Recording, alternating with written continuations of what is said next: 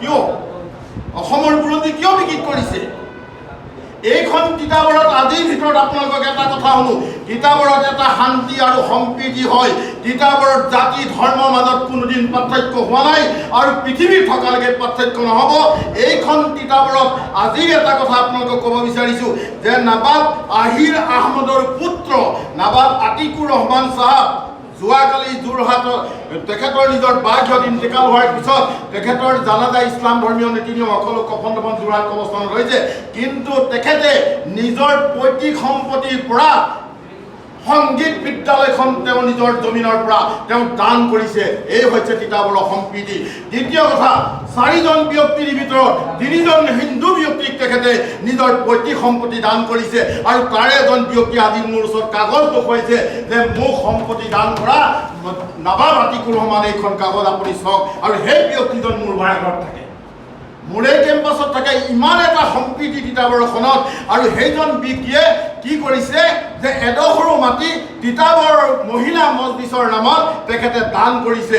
আজি সেইজন ব্যক্তি খন্তেক মই তেখেতৰ মৃত্যু আত্মাৰ সদ্গতি কামনা কৰি, বিদেশীৰ আত্মাৰ সদ্গতি কামনা কৰি মই দোৱা কৰি আহিছোঁ। এনেধৰণৰ সম্প্ৰীতিয়ে নাজৰিডাল কটকটীয়া কৰি থৈ যোৱা এই মুহূৰ্তটো একচামে ভাৰতবৰ্ষ বা অসমত আমাৰ মাজত বিভাজন কৰিব বিচাৰিছে, আমাৰ মাজত বিভাজন কৰি কাজিয়াৰ সৃষ্টি কৰাব বিচাৰে। তেনে সময়ত কিতাপৰ উদাৰতা আমি নৱাব আতিকুৰ ৰহমানৰ নাম আমি ল'বলৈ বাধ্য হৈছোঁ। এনেকুৱা বহুত ইতিহাস ব্যক্তি আছে। এইখন কিতাপৰ পৰা আজাদ হিন্দ ফৌজৰ যিজন ব্যক্তি শ্বহীদ হৈছিল নৱাব শ্বহীদুৰ ৰহমান আছিল, নহয়নে?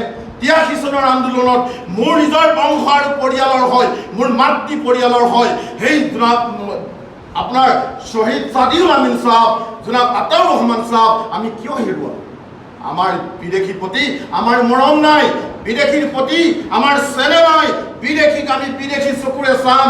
কাৰণ মনত ৰাখিব, মোৰ পোচাক ইছলামিক কিন্তু মই অসমীয়া হয়, মই হদিছ কোৰাণ জানো। সেইকাৰণে মই হদিছৰ এটা কথা আপোনালোকক ক'ব বিচাৰিছোঁ, হুব্বুল ওয়াতানে জুজউম মিনাল ঈমান।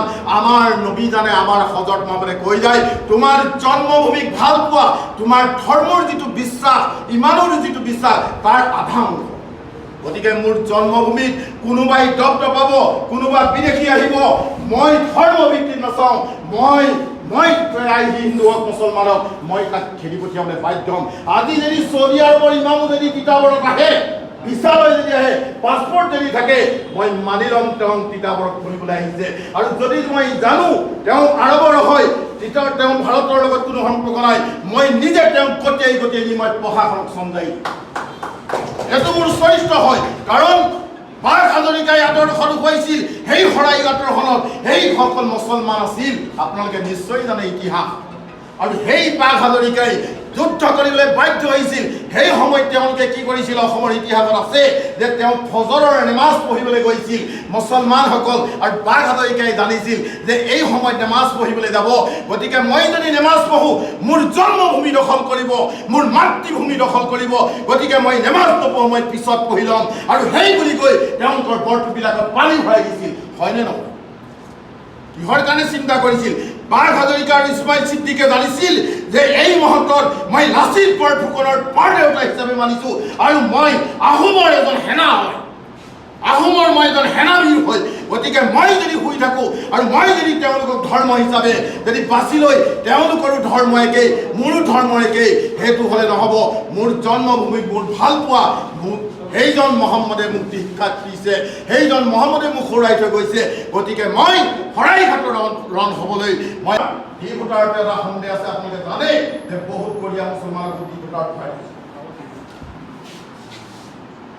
দ্বিতীয় কথা, আপোনালোকে জানে যে চৰকাৰে কৈছে যে সৈয়দ, ঘৰিয়া, মৰিয়া, জুলাহা, দেশী বহুত মুছলমান আছে আমাৰ ভাল ধৰণে অসমীয়া ভাষা কথা ক'ব আৰু সেই বন্ধুৱাৰ চামুচ বসবাস। গতিকে এনেকুৱা পৰিৱেশৰ কাৰণে আমি তন্ন তেওঁলোকৰ বস্তুবিলাক চাব লাগিব। কিন্তু আজি মই গৰিয়া, কিন্তু মোৰ গৰিয়াৰ চাৰিখন মোৰ বেক চাইডে লাগি নাথাকে। মোক যদি টুপি দেখি, উল্টা পয়মা দেখি মোক যদি পিছফালৰ পৰা চিঞৰি দিয়ে, ঐ মিয়া ক'লে মই ভাল পাওঁ, কাৰণ মিয়া মানে শিক্ষাবিদ, মিয়া কোনো জাতিৰ নাম নহয়।